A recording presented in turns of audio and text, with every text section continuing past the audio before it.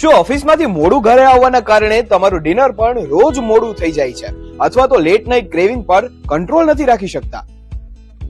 જો આમ છે તો સાવધાન થઈ જાઓ, કારણ કે આની સીધી અસર તમારી હેલ્થ પર પડી શકે છે.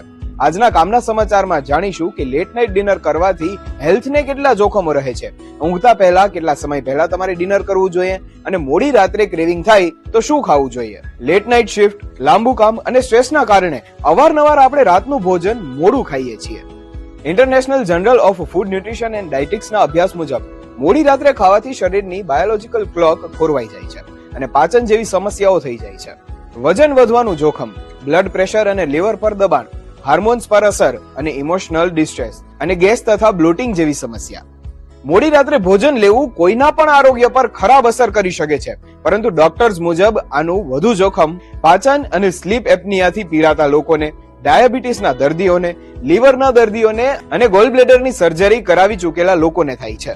આ સમસ્યાઓથી બચવું હોય તો ઊંઘતા પહેલા કેટલાક સમય પહેલા ડિનર